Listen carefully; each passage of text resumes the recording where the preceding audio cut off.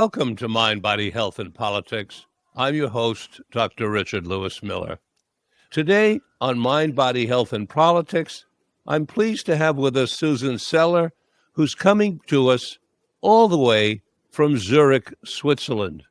Good morning, Susan. Hi, Richard. It's afternoon here, actually, late afternoon. Good afternoon, Susan. So, you told me right before we started that you had a list of things that you wanted to talk about. Were you able to find your list? I have my list, but it's kind of changed a little because now, after what I hear you say, I'd like to talk a little bit about direct democracy, which is what we have in Switzerland, where we vote all the time. We don't just vote to get a president or not. We vote whether we're going to build a new school or whether the price of milk should go up. We vote over all kinds of things, minor things, major things. I vote about 6 times a year, 7 times a year, like that. So I agree with you. Voting is very important and there should be more of it where you live. Yes, there should be a lot more of it. What method do you use? For identification? Are you using yet fingerprints or eye prints? No. We are here in Europe. Everybody is registered. When you live somewhere, you are registered at a registration office. So when I vote, the material comes to me. I seldom go to the voting office. I prefer to vote by mail. So I get an envelope, I open it up, I take out the material, I sign a card, I put the card back so that my address now is the sender, and I send it in. You can also go and vote in person, but everybody here who is registered and above 18 years old has the right to vote. We don't have to go and register every time. We're registered once and for all. So the voting material comes home to us, and and together with booklets. There are 3 kinds of votes. We have city votes, cantonal votes, and federal votes. And we vote sometimes just on all 3 levels, sometimes just on 1 or 2 levels. It depends. So the material is sent home to us together with the explanation. It will say, do you want to give an object credit of $275 million? We want to build this and this school. The people who are for it are saying this and this. The people who are against it are saying this and this. And we recommend this and this. And then you choose. You're living in a democracy. I live in a direct democracy. I think the only direct democracy in the world, if I'm not mistaken. Some other countries have partial direct democracy. That means that they vote more often, but nobody votes as often as we do, for as far as I can tell. And do you also have a republic where everyone is equal before the law? Everyone is equal before the law. Marvelous. Marvelous. It really sounds like an outstanding example of what is possible. But of course, Switzerland is a very small country, which might make it a little easier. What's the population of Switzerland? 8.8 million, but, America may be a big country, but the country is divided up in states. The states are divided up in counties. The counties have boroughs. At the end of the day, it's just the same. It's more of an organizational task, but it doesn't mean it can't be done. Agreed. Very much so. So from talking about this for a moment, just because I thought it would be interesting for the American voter to see how we do it here and how easy we have it by comparison to you who have to go and register and all this stuff, I want to talk about another segment of society who are not rulers, but who are the underdogs. I'm talking about people who are marginals in some way or another. And I wanted to talk a little bit about the difference we have in perceiving people who have drug problems over here and the way they are still largely perceived where you are. So over here, we decided about 40 years ago, we had to make a decision. Of course, we have a procurement-related crime also when it comes to drugs, like hard drugs, like heroin, or now all these opioids that are around that weren't around when I was young. It was heroin and it was a scourge. It was really bad. So they decided, we have to make one big decision. Are these people criminals or are they ill? We decided that they were ill and that they needed our help. And our government created a program, which is in our constitution. It's called the Heroin Program. In the city of Zurich, about 1,000 people are on this program. They're the worst cases. They're the people who've already tried everything in terms of therapy. Nothing worked for them. So they said, okay, you can have your drug. Whatever, you go and you establish with a doctor how much you need. It's not the doctor who tells you. It's you who tells the doctor. And they give you a kind of a credit card. And you go, and only you with this credit card can get whatever it is you need. And you have to use on the premises. You can't take it with you. That's the one caveat. You have to use it on the premises. You can't go outside with it. And then you go, and some people have been going to this program for years. And also, even more crucial, they gave them housing. They created communal living. They created, just places where people could stay so they wouldn't be out in the street. I was in Vancouver 3 years ago in Gastown, where I'd been already in the 70s. I was dead shocked, where it used to be drunken people off the reservation, unhappy people. Now it's junkies lying in the street with American tourists climbing over them. I kid you not. It's like a scene out of hell. And this we have foregone by giving people a place to stay, by giving them what they need. And lo and behold, a lot of them quit, because for the first time in a very, very long time, they could think about it instead of running around and seeing where they could get the next shot from, whether it meant they had to steal or whatever, or to beg, or whether they had some money that they got from their families. This was their worry all day long. Where am I going to get my next fix? Where is it going to come from? How am I going to get it? So that pressure was taken away. Plus they have the housing. Susan, the system that you're describing of giving the chemically dependent people their medicines, their drugs, if you will, and giving them housing is the most effective system that anybody has ever come up with in terms of cost effectiveness to the society and morale effectiveness of not having them on the streets. Unfortunately, here in the United States, we have reactionary people who will not agree with that. They see such programs as supporting these people. They say they're living, quote, on the dole, and they want to treat them as criminals. The fact that Switzerland has taken the position that these people have a mental illness rather than be criminals is, in my opinion, the proper attitude to have, and it's the most progressive. But unfortunately, here in the United States, we are lagging way behind due to a very obstinate group of small-minded people who do not realize the effectiveness of the methods that you're using in Switzerland. I'm very sorry to hear. I know that. And of course, here it was also a struggle. It's not like Switzerland is totally devoid of small-minded people. But here, the right and the left agreed a long, long time ago that if we don't take care of people, whether they are addicts or whether they are just social cases or people who fell through the mesh of society, they're going to be in our face in some way or another. So we decided that we want to help them. We want to make sure that they have food, that they have a place to stay. It's cheaper than to have them out. Look at all the homeless people you have. It's not that we don't have any problems at all. I wouldn't say that. There also is problem. I'm not suggesting that you're saying you have no problems. I'm applauding the way you're dealing with it. We have the evidence here, Susan. We have done experiments where we've taken alcoholics off the streets, put them in housing, and given them alcohol. And we have checked over the years on them. And it is a much more effective system. It's much healthier for the culture. It's much healthier for those people. And it's less expensive. Much less expensive. and it's much less expensive.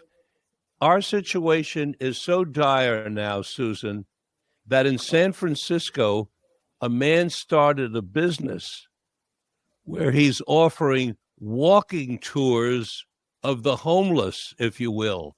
That's really Walking sick. tours, it's walking tours of the homeless as if they are Animals animals in a zoo. in Yeah, a yeah, zoo. yeah. And guess what? He sold out overnight with subscriptions to people who want to pay to walk amongst the homeless and be shown how they live. It's That's this. disgraceful. It is disgraceful. It is I want to disgraceful. tell you something, though. What happened as a result of our heroin program is that heroin has gone. The junkies who are still on the program, they're my age now. They're old. And not only that, heroin among young people is considered a loser drug. It's a loser drug. Nobody, it doesn't have glamour. Of course, now the same problem is coming up with cocaine. And again, we're going to do the same thing. We're having pilot projects now in Bern coming up, where we're going to give the worst. Again, it's not like we gave the heroin to everybody. People did have to, meet a certain threshold. They had to try to kick without being successful. They had to make an honest effort. The same with the cocaine. They say, okay, better we give it to the worst cases, and it will also get this image of being a loser drug. Is cocaine making a resurgence over there? Oh, a resurgence. Are you kidding? It's everywhere. It's so much used. Cocaine historically has 20-year cycles. It comes into vogue, it gets popular, then the truth about it comes out in terms of depression and anxiety and various, impotence and various things that come from it. And it goes out of vogue. And then 20 years later, people forget and it comes back in. We've had this going on in this country since about 1880. Amazing. Yeah. I don't know about that. I know that cocaine is by far, other than, of course, marijuana, which is used by a third of the population say they have at least used it once. The cocaine is everywhere. It goes from, in the Wolf of Wall Street, it goes from the stock market all the way down to the street level. Working men use it on construction sites. It's everywhere. It's everywhere. This it makes you very, how should I say, it makes you disregardful of other people. I don't like cocaine. I think it's not a good drug. It's not a good drug. It's a temporary energizer, but it warps the mind, and our attitudes get changed. The cocaine epidemic is the direct influence of the Mexican and Colombian cartels, of course. Here too, same thing. We didn't used to have so many South Americans. They're the latest arrivals of our immigrants, and we have many. In my neighborhood, 55% are foreigners. If you go out there, you wouldn't believe that Switzerland has such a diverse neighborhood. It's really very diverse here. And the thing is, when we vote in this neighborhood, never ever have we voted one step against the foreigners. On the contrary, we embrace them. They're our neighbors. We are happy with them. Everything is sweet. I live, by the way, in a Jewish Orthodox neighborhood. Across the street from me is a shul. On Friday, I see them all there. They are dressed in traditional clothes. They're decent and nice people. We say hello to each other. We don't have that much in common, but it's okay. What we have in common is that we're all good neighbors. So that's fine, and that's the way I feel. Of course, in any society, whether it's local people, whether it's foreign people, there are always some troublemakers, and we can't say that bad things don't happen. They do. But on the whole, we are a very diverse country, and the latest people to come after the Asians, after the Africans, were the South Americans, and this increased the use of cocaine for sure. I'm not saying it's their fault. It's just the way the world is running. It's just the way the cookie crumbles. That's the way it goes. So let's look at your little list and tell me what's next on your list. Well, what's next on my list? Let me put my glasses on for a second. I talked about the politics. I wanted to talk a little bit about psychedelic research in Switzerland, if you don't mind. We have here in Switzerland, of course, we are the country where LSD was discovered in 1943. There was a lot of beneficial therapy going on with LSD until Richard Nixon and his entourage demonized it because, of course, it was taken by people who didn't support the war in Vietnam. And he made sure that it became illegal, meaning that a lot of people had to give up very meaningful research, therapy they were doing, and people were thrown back in this respect. And we started using psychopharmaca, which can help, but which often also turn people into vegetables. I'm sorry, I have to say. But there was a society in Switzerland that constituted itself in the 80s. They're called the Swiss Medical Society for Psycholytic Therapy. Psycholytic is another way of saying psychedelic. And from 1980... Well, let me tell you, as a practitioner and a clinician, we differentiate between psycholytic and psychedelic, and I'll tell you how. It's a matter of dosage, yes. Correct. It's a matter of dosage. When you do a light dose, when you can then talk to the patient, that's considered psycholytic. When you give a larger dose and the patient closes their eyes, puts on eye shades, and goes within for the session, and there's very little conversion between the therapist and the patient, we refer to that as psychedelic. Well, psychedelic is done mostly in North America, whereas psycholytic is the European way, because it's always, well, I mean, even if you, with psychedelic therapy, there is some talking later on, I would say. It's not like there's no talking happening, it's just not happening during the trip. The trip is more intense. Exactly. Which, can be good or can be not so. I think that both methods are very valuable, personally. Yes, they are. It's just the way that they started out in Britain. Dr. Sanderson was the one who coined this name, psycholytic, and that's the way they've been doing it. There are famous proponents to this day who work with this way. But, for instance, when they work with LSD, they're always using high dosage. At the University of Basel, there is Dr. Matthias Lichty, or Professor Matthias Lichty, who works with alcoholics and LSD. The third treatment they do, the way he describes it, they take 800 micrograms. So that's psychedelic. That's not psycholytic in terms of dosage. 800 micrograms is a significant psychedelic dose, yeah. Very much so. Very few people take 800. So they do it, they start slow, and they start low and they go slow. They do it with low dosage, and then later on they increase the dosage. Don't quote me on the 800, it may be 600. I only heard him talk about it once at a conference, but I did notice that he goes for the psychedelic method. Of course, here they work much with MDMA and with psilocybin, and also with ketamine to some extent, where they even use minute doses just to free people up a little so they can talk better.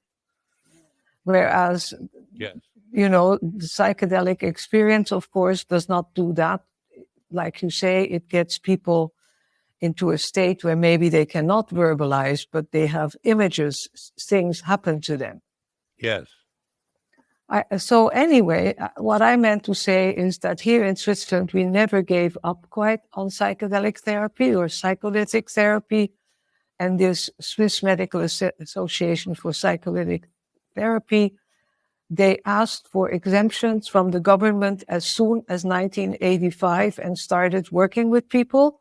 And now in our small country, we have close to 70 licensed therapists who can take on. So far, it was the worst cases. I mean, shortly before you kill yourself, to say it a little bit ironically, but now they've opened up recently and they've said, our health department has said, okay, you can also take people who are not as badly off, who still have to meet the criteria because you need a permission for every single one. It doesn't mean that because you are licensed to be a therapist with psychedelics, that you can just invite people to your practice and start treating them. You have to ask for permission for every single one. But I think that usually the permission is given. It's a formality. If you as a therapist think that this is the patient who needs it, the government is not going to say, no, no, no, we're not giving it to him, we're giving it to her. That's not the way it works. So there is a lot of psycholytic and even psychedelic therapy going on in this country, and has been for 50 years, 40 years now, 40 years almost. So it never stopped. It never really stopped. First, it was maybe a little bit underground, and then it came above ground and is very respected now.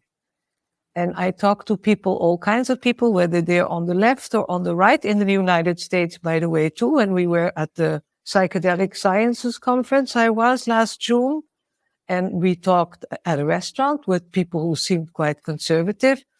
They seemed all for it. They had heard that it was not what they were told in the beginning. I think that it's usually just a small core of people, but they are the people with the largest clubs who wield the big influence. I think that on the whole, the average American doesn't think that way. I still, when I come to America, of course, I tell you, Richard, I don't talk about politics. I just leave politics aside. I don't want to get in trouble. I don't want to have to disagree with people. None of that. And people are kind to me. Very kind, whether they are left or right or whatever they are. Of course, most of the people I meet are like me. I'll concede that. But not only, I go out in the street, I go out into the shops, I talk to people, and I'll talk to anyone, really, unless they're the kind of people who say, oh, no, this person seems dangerous to me. Then I'll cross the street. But if not, I'm not afraid of people. We don't have mass shootings here. I'm less scared, let's say. Did you represent a particular group when you came to Denver? Well, yes, I always represent Gaia Media, the Gaia Media Foundation. The Gaia Media Foundation was founded in 1993 by a publisher and book agent called Dieter Hagenbach. And he was also the one, together with his friend Lucius Wertmüller, to organize the big psychedelic conference that actually kicked off the psychedelic revival, or made it official, for the 100th birthday of Albert Hofmann in Basel. This was a fantastic conference. Of course, it didn't have the scale that the Psychedelic Sciences Conference had. We had 2,000 people, but they also came from 36 countries. We had 200 journalists there. All of a sudden, psychedelics became at least a little bit respectable again. Mm-hmm. So that's a very good thing. And that was the work of the Gaia Media Foundation. I am the editor of their monthly newsletter. The newsletter is, there are two. One is in German and one is in English. The editorial... Put me on the list. I would love to get it. I will do that, Richard. I'll be very happy to. So we give it away for free, if, like everywhere. If then people want to become a member of Gaia Media, we are very happy, because we don't... My Dieter, who was my spouse at some point, passed away in 2016, quite unexpectedly. I had done his magazine. Sorry. Yes, I had done his magazine in the 80s, and I took over his newsletter so it wouldn't die with him in 2017. We inherited some money from him, the foundation did. But, as it goes, money doesn't last forever. So we are looking for members. The more members we have, the more weight we carry. So we can continue doing what we've been doing. And what we do is we report now increasingly about psychedelics. We also report about positive societal change in any field. We do a lot of ecology, nature, science, culture. We try to cover the whole spectrum, but psychedelics have taken the form more and more lately, as, of course, the psychedelic revival is becoming more of a reality, and there is more about it in the news. What's the name of the website for the Gaia Media, please? It's called GaiaMedia.org. Thank you. GaiaMedia.org, everybody. All right. Yes. You know how Gaia is spelled, Gaia, media, all in one word, .org, that's us. We have a web Gaia, page in English as well. There's an English version for everything. And I Gaia is hope the you come and have goddess a of look. the earth. That's it. That's it. And we do love and revere the earth and try our best to honor her as much as we can. How did you personally get so involved in psychedelic science? Well, I was a hippie. That's how I got in. I was a hippie girl when I was young. I always like to tell people I heard about psychedelics the first time when I was 16 from a Dutch girlfriend. And she said, it's a liquid that you drip onto some sugar cubes and then you take it and you get high. We didn't know what that meant, high, but it sounded glamorous. But we didn't have any LSD, so we couldn't take any. She also said, you want to be careful. If you take too much, you might go crazy. But where we were in French Switzerland, there were no drugs in 1966. There was nothing or 64 even. There was nothing going on. With friends, we do telepathic experiments, and the most we could get is maybe a Ritalin pill or something. But there were no psychedelics. Then, when I was 20, I immigrated to Canada because I had always had a strong connection to North America, but I didn't dare to go to New York. That was too much for me. So I decided to go to Canada. I knew there was a Canadian junior college in the town where I went to school in French Switzerland. And I had some Canadian friends. So I ended up in Toronto, and it happened to be the Summer of Love in Toronto, 1968. And within days, I smoked grass for the first time. I thought it was grand. I never liked alcohol. I like a glass of wine or a glass of beer. I'm not a teetotaler, but I'm not a drinker. So boy, this was really my drug of choice, even though the word didn't exist yet. And a few days later, I tried LSD for the first time on a Wagnerian type of trip, which is actually funny. The people I was with, the guy liked Wagner. I'd never listened to Wagner because he was Hitler's favorite musician. And I never, so I didn't go for that. And I actually liked it. I was very surprised. Later, I heard that Woody Allen said that every time he heard Wagner, he felt like invading Poland. Well, it gave me that kind of feeling. It made me feel a bit invincible, a very strong, assertive type of music. So that was my first, and I liked it. And With that's the what we Valkyries. did then. Yes. And so that's what we did that first summer. We took a lot of LSD and tried to shock as many bourgeois people as we possibly could. That was our thing. But then later in Canada, in Toronto, then later I went to college. I studied sociology and linguistics. Later yet, I went back to Europe. I was always homesick. Canada has changed now. It's become a bilingual country, at least in name and in street signs and everything. But when I was there, it was rather provincial. But what it did have going for itself, 50% of the population was under 21 at the time. So it was a very young nation. And we had a lot of advantages because of being young. There were a lot of programs for us. It was easy to go to college there. I had a very good time. I'm very grateful for the time I spent in Canada, and I still love Canada a lot.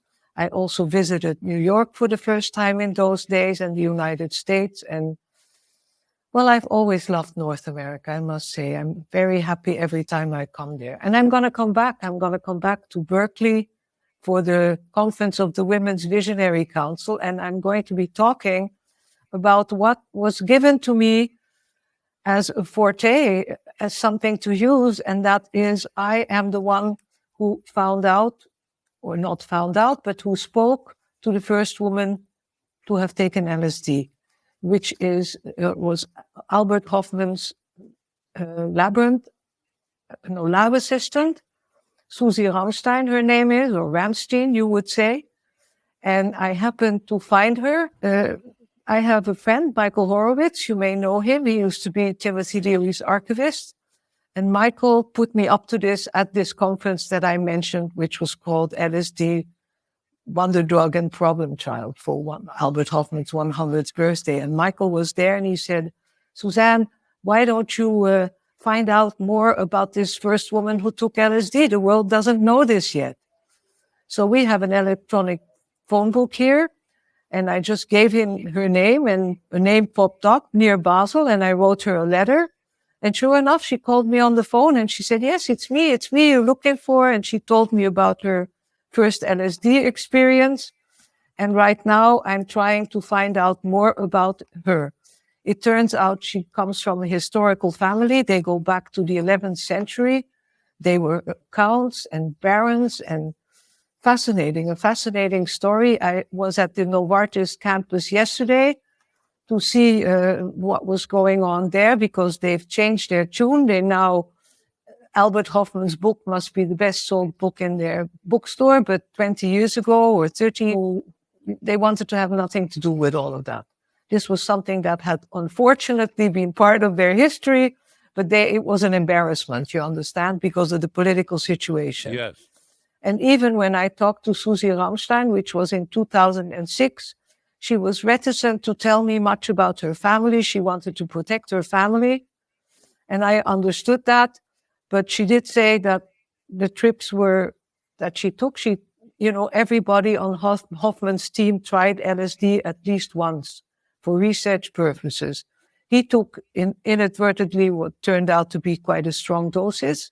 Later, they dropped the doses to 100 micrograms, which we call it a party doses, because you can still be quite awake and quite there. But this is the doses that they started to use in therapy because it opened people up.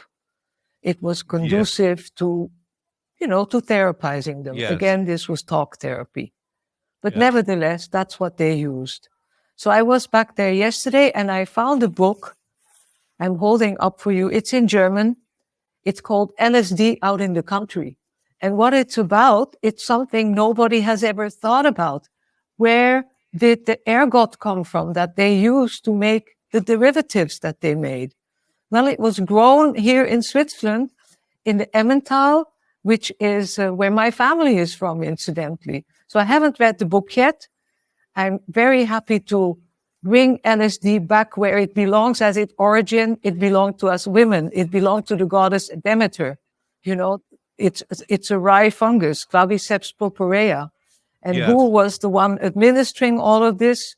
It was the priestesses of Demeter. It was the women. And the women have been sorely neglected in the psychedelic movement. And of course, in every movement. Yes, you're right. In every movement. And that's what the Women's Visionary Council is about. And that's what I am about, I want to tell you something by coincidence. I hosted the first Women's Visionary Conference at a health sanctuary that I started 2 hours north of Berkeley called Wilbur Hot Springs.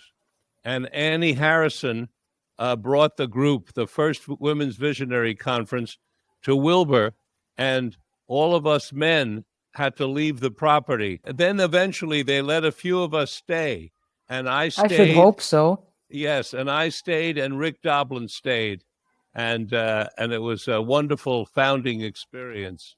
It's because you're very sweet men. Rick Doblin is certainly a sweetheart, and it seems to me so are you. So, but I think we want to include men. We don't want to do to them what they did to us. I'm against that. So that we would be welcome at this conference in Berkeley. I hope so. I don't know. I haven't talked. I'll ask Maria Vittoria, who is my go-to person. Oh, I just got an email from Maria Vittoria this morning. I can talk to her also. Yes, do. No, I really think that the women's movement is changing because men are as much victims of this patriarchal system that they maybe, some of them set up, the ones with the big clubs that you mentioned, they set up this patriarchal system, which was substituted for what was before, which was more matrilinear.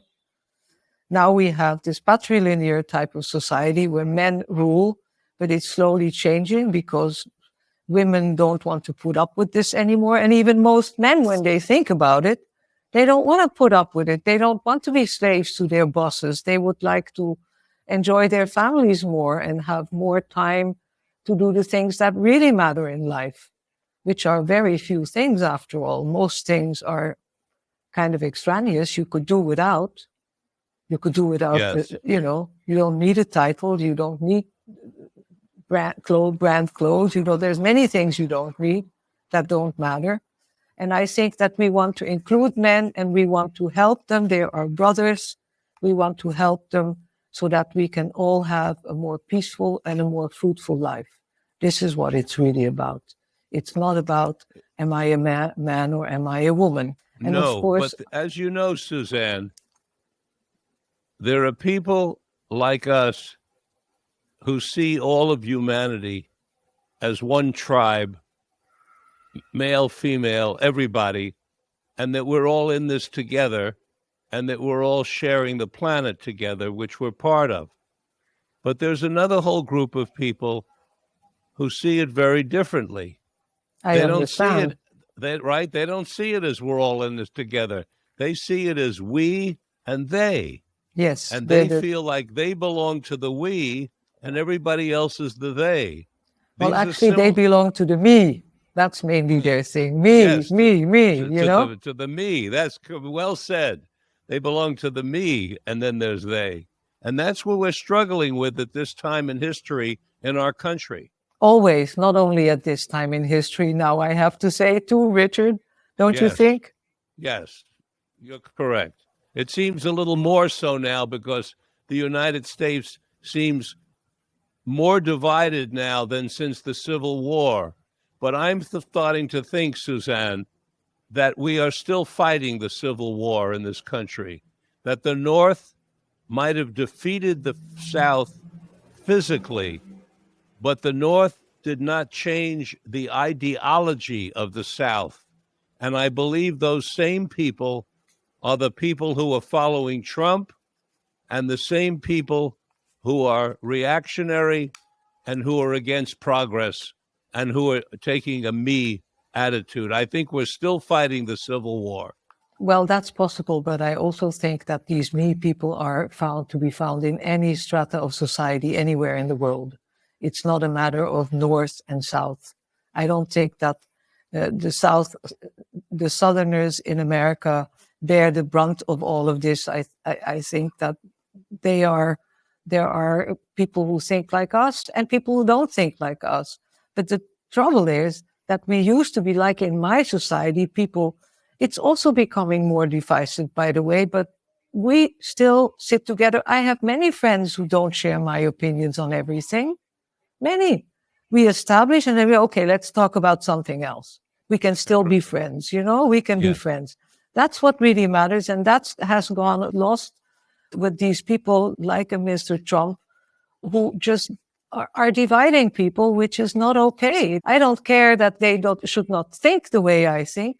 Thoughts are free. Anybody can think whatever they pretty well want to. And if people want less state or they want more state, they're perfectly entitled to think so. But what I don't like is everyday people having the idea that their neighbors are bad and they're the only good ones. I think that's really the stuff that you want to work at. Yes, people, agreed. And I think that it will... Please. What's next on your list? What's next on my list? Let's have a look. Well, I already talked about a lot.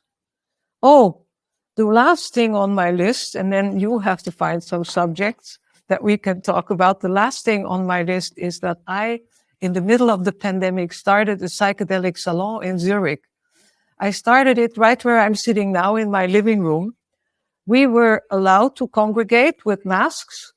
We were allowed to be up to 12 people at some point. It varied. At first it was 5, then they realized, there are families that are bigger than 5 people. So they enlarged it a little. And when I started the psychedelic salon, we were 12 people in my living room. And, we started talking about psychedelics. Since then, it's moved to the Cabaret Voltaire. The Cabaret Voltaire is the birthplace of the Dada art movement of the early 20th century. It's a very nice place. It's a place that manages to be intimate and worldly at the same time. And we Zoom. That's what we do. We hold the Salon once a month there, and we hold it also once a month in Basel, in the premises of the Gaia Media Foundation. We have this lounge. We have a large media library, archives with about 3,000 books, plus another 2,000 books that are strewn around the country of another library that have become incorporated, and that's where we meet. And we'll talk about all kinds of things. This time, on the 14th of September, the season starts up again. Every year, we take a 2-month break in the summer because I need it. And then we start up again. And the first time, I usually do the talking. And I'll be talking about my friend Terence McKenna and about psilocybin. And after that, we have every month a different speaker. Sometimes we show a movie. We do all kinds of things there. And it also always has an artistic component because, after all, Cabaret Voltaire is a museum. It's a museum and a club type of room where these Dadaists used to perform absurd theater and absurd poetry. And we've kept a little bit of that in that usually there is some art involved as part. It's a marriage of psychedelics and art.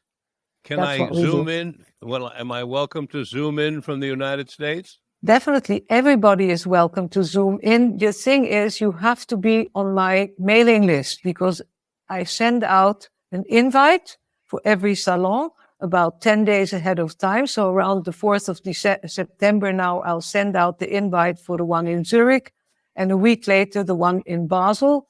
But in Basel, we don't Zoom. Basel is smaller. So far, I've never done any press work. I'm about to do some press work. Maybe after that, it will explode in Basel too. In Zurich, I was in the city's largest paper. They did a big spread on me. It's very nice of them. And we have a lot of people. So I mail out the invitation. It has the Zoom code, and anywhere from all over the world, people can Zoom in. And there are, in fact, people from South America, from Greece, from various places, even, Swiss people. If they can't come, it's too far, or, they can't come, they can always Zoom, or they can record it and look at it later. And this Cabaret Voltaire only has room for up to 100 people, and that's squeezing if we're 100 people in there. So it's always full, or almost always full, weather permitting. And it's a really nice atmosphere. I give everybody a name tag when they come, so they know how to talk to each other. We already meet an hour before the speaking starts, and we launch the Zoom at 7:00. And then it lasts about until 9:30. There's a bar. Well, we take little breaks. It's nice. I look forward to it. Please I'd be honored if you put me on your mailing list. I would be very happy to, Richard. Very, very happy. So how much more time do we have? Well, it's almost an hour. We can go a little longer. I have a question I'd like to ask you. And Please. That is, tell us what you consider to be the most important of what you have learned from psychedelics.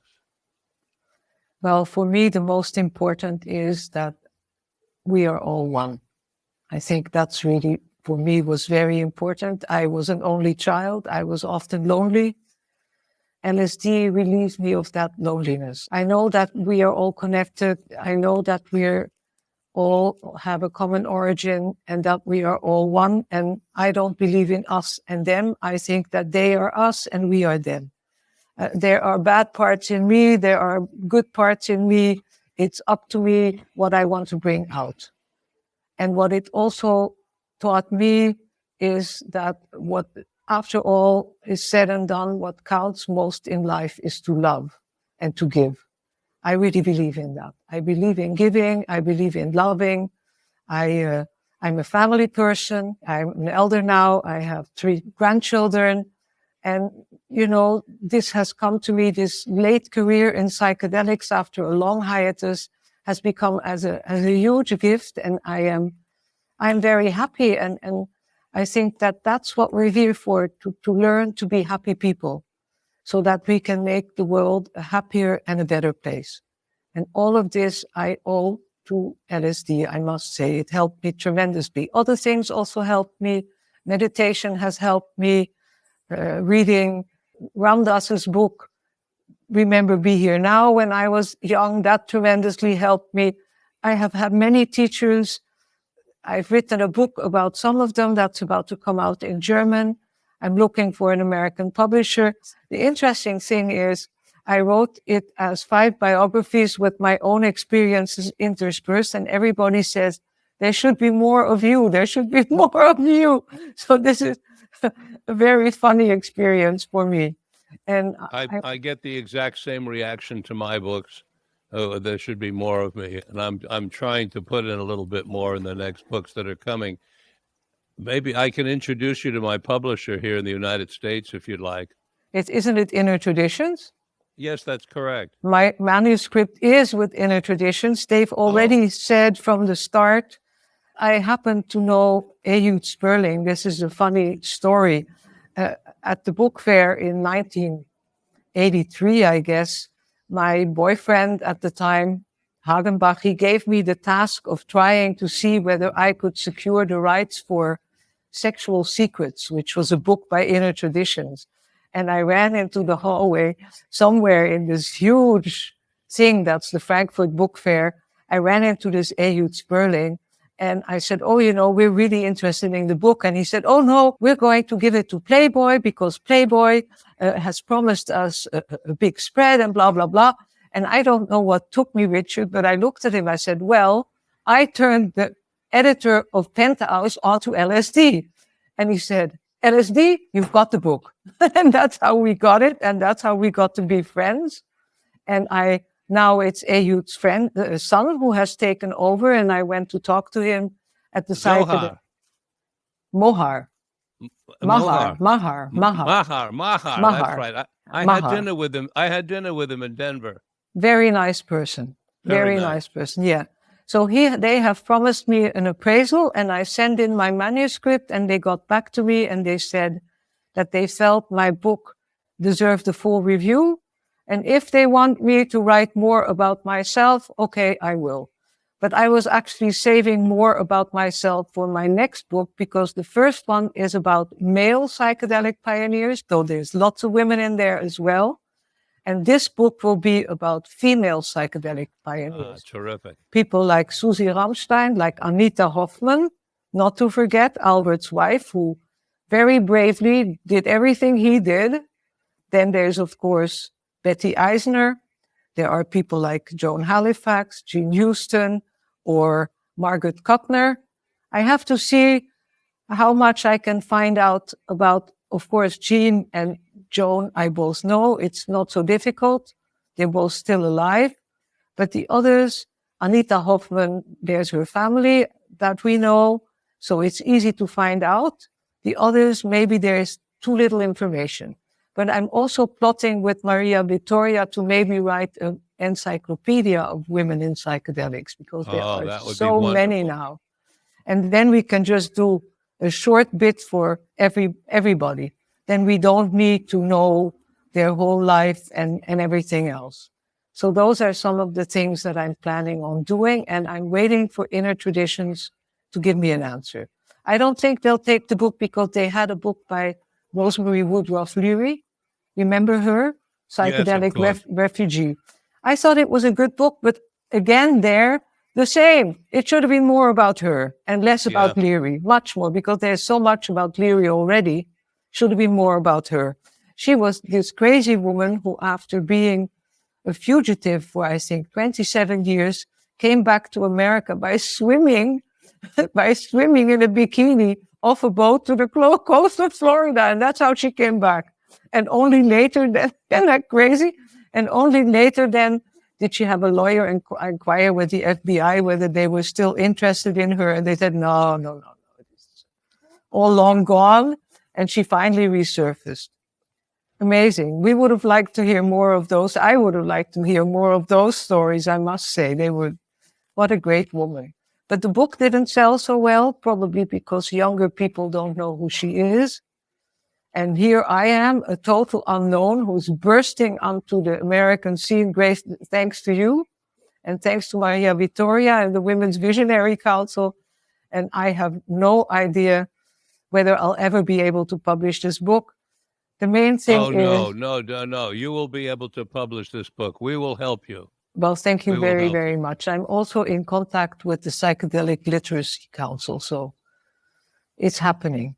No, if by any chance John and Ehud don't take you at Inner Traditions, we'll find another publisher, I'm sure. I hope so. That would be very nice. I hope to come to the United States often. No, definitely. Stay in touch with me on that, and I'll do everything I can to help, really. Thank you very, very much, Richard. That's most kind of you. Thank you. I look forward to meeting you maybe in Berkeley when you come for the Women's Visionary Conference. I hope so.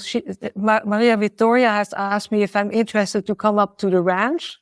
And I wrote to her, I said, well, maybe it's close to where Richard is. Right now I have a blackout on your place. What did you say it was?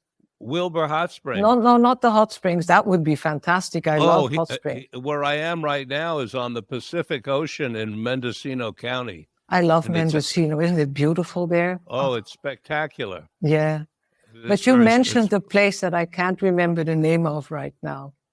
And I was wondering whether it was maybe near this ranch. I have no idea. So I'll find out when I get there. Actually, Maria Vittoria, if she's going up to the hog farm, which is not far, Wavy Gravy's place, I bet that's where it is because she used to live there. Okay. It's very close. It's very close to me. You could both drop in. It would be wonderful to host. That would be very, very nice. Thank you very much. I'll talk to her about it. That would be very nice. I'd like that. Well, anyway. So, before we end, look down at your list again. See if there's anything you want to add. Not really. I've said it all. Okay. Well, one thing I might say is I love people. I believe in people. I trust that we can all really make a difference if we only want to. And I really am very happy that I should get an American audience, thanks to you. And if anybody wants to be in touch, please do. I'll answer everything I can. How do they reach you, Susanne? Well, I have an email address, Susanne@GaiaMedia.org. Which is very easy. Yeah, very easy. Susanne@GaiaMedia.org. The only thing is that I write my name Susanne, not with a Z. Many people think of the French Suzanne. I'm a German Suzanne, Susanne. NNE. Yes. Okay. It's been wonderful being with you. I look forward to seeing you again. Me too, Richard. I'm looking very much forward to seeing you in person, meeting you, and thank you so very much from the bottom of my heart for giving me this opportunity. Thank you. You're very welcome. And thank you, gentle listeners, for listening to today's broadcast of Mind, Body, Health, and Politics. I remind you that we broadcast at 9 o'clock every Tuesday morning. But in addition to that, you can go on the archive at any time at your convenience, and all of our programs are open source. That means no charge to you. All the wonderful, distinguished people that we've had over the years are there for you to listen to. Just go to mindbodyhealthpolitics.org. So, until next time, this is Dr. Richard Lewis Miller reminding you that good health is worth fighting for, and it's essential for life, liberty, and the pursuit of happiness.